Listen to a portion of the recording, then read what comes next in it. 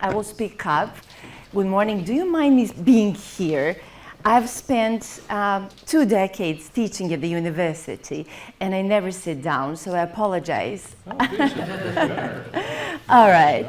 So, good morning again. I'm very sorry that I wasn't able to be here yesterday, but hopefully we're going to talk about some things that will open at least questions, not answers, for us today. And I have task and pleasure to present on my passion topic, and that's how we design journeys, and especially how we can harness the transformative power of different trails. So this is the backstory, and it starts like this. It's the summer of 2019, and my parents are in Montenegro, and my mom has this beautiful idea that they go in July to Dubrovnik.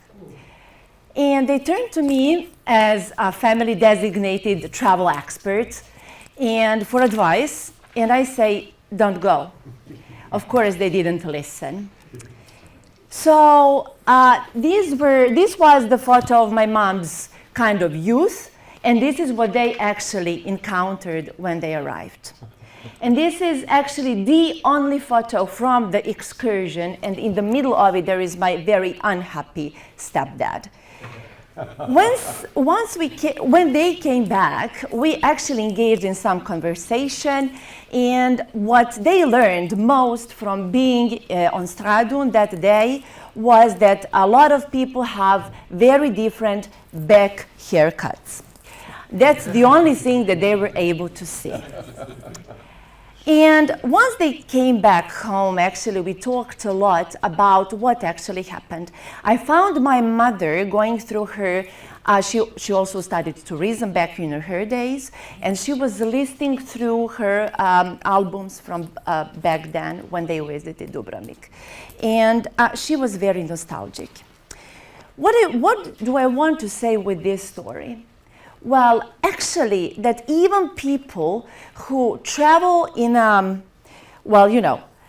automatic way, in a passive observing way, people who do not start their journeys with the idea of an intention or any kind of outcome that they expect from themselves or other people, actually, they demand it, knowingly or not.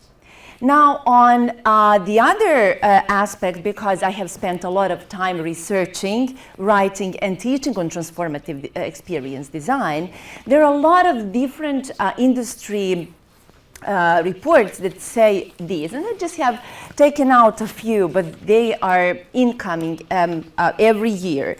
So while you can perhaps read some of the stories here, I want to point this one in the middle that says that 63% of people are willing to invest more money in transformational or out of the ordinary travel experiences. And this is for the forecast for 24. But there are more and more and more.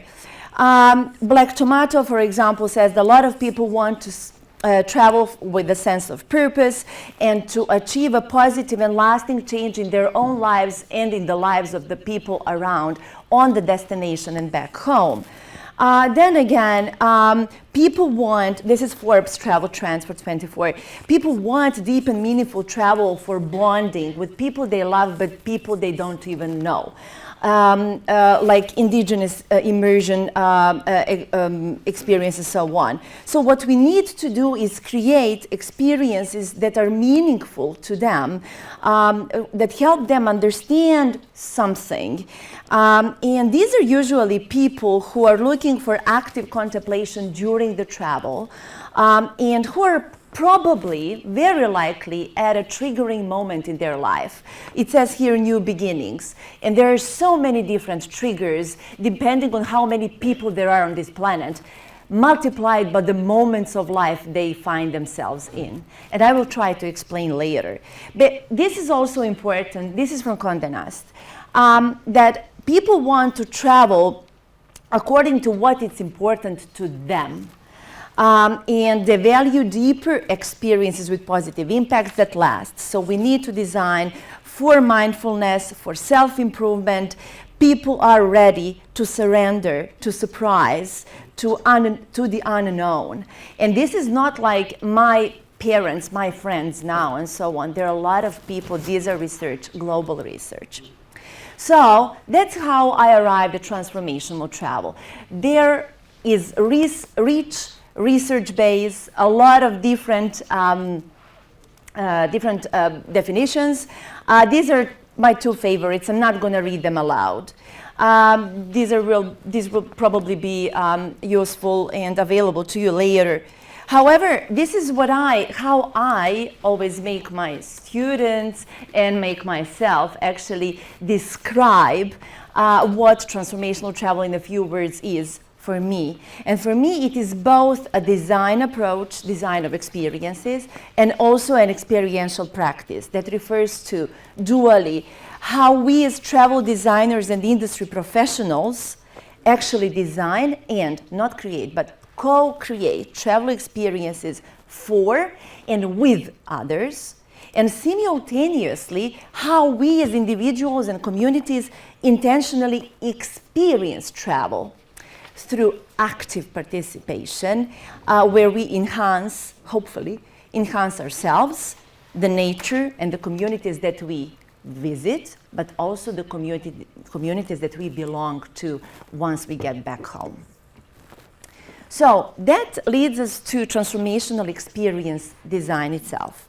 Now, this is the short TTD, and how this relates to roots.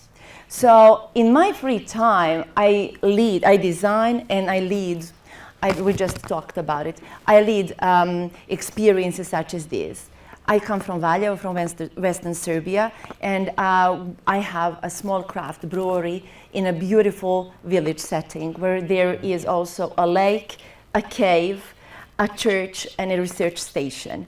So there's a lot, but this is not for everyone every time. So we need to pay very close attention to how we design this experience. But before we get there, why the marriage of transformational travel experience design and roots is a successful one? Well, roots, I like to think about them as a necklace that consists of a lot of interconnected beads of experiences. They're interwoven. And why roots? Roots have something that makes them transformationally potent, and that's their richness in novelty. And novelty is the fundamental ingredient of transformative experiences, whether it's in travel or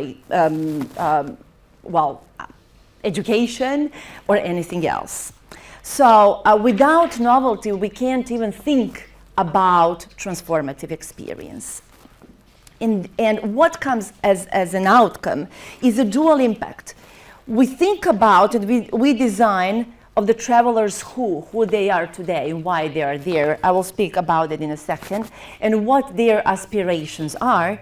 And secondly, how this supports the visited place essence, and then care and stewardship for the destination.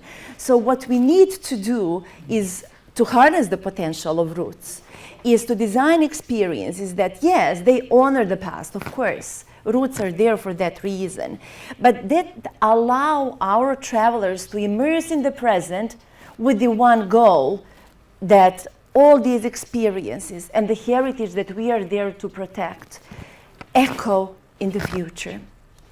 And for that, I have this one plant, so this is one plant with 3 flowers by design. So in the root of that is the sense of place, or whatever the local context is, the environment, the possibilities. What else? Traditions and authenticity of the destination, and the values and the aspirations of the local communities on the destination during the route. And only then, once we know this is at the root of whatever we do when we design, we can think about how we actually design experiences. What we usually do is focus on the during the trip phase. Sometimes there are elements of pre-trip and sometimes some elements of post-trip.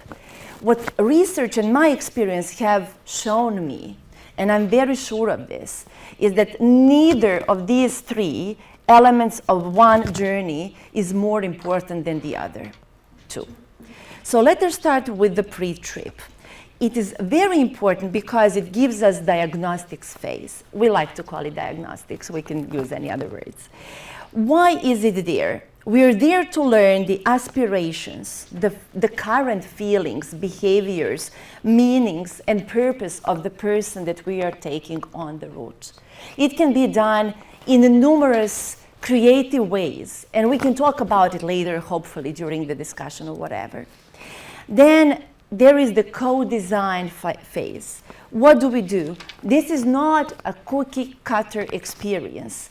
This is experience that we co-design with our clients, with our travelers. So we design the theme. My personal theme for traveling will be different from Tom's personal theme for traveling on the same route at one point in time. Probably there will be intersecting themes, that's for sure. Yes.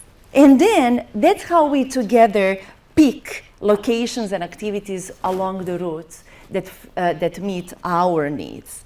And finally, preparations. Preparation means setting intention, individual and group intention. What is it that we want to achieve by the end of day XYZ? And we prepare our mind, body, and soul, and we meet our host and community even before we arrive. During the trip, of course, there's so many elements that I can even put on this, of many slides. But I want to focus on two things. That's awe and wonder, and risk and challenge. They are different for every single person, but they are fundamental in bringing people into the liminality moment where everything is possible to change. Of course, we allow people to immerse themselves in authentic encounters. You mentioned Guča earlier, I heard you. Guča is not as it used to be. And there are not too many authentic and immersive experiences that we can experience there now, as opposed to back then.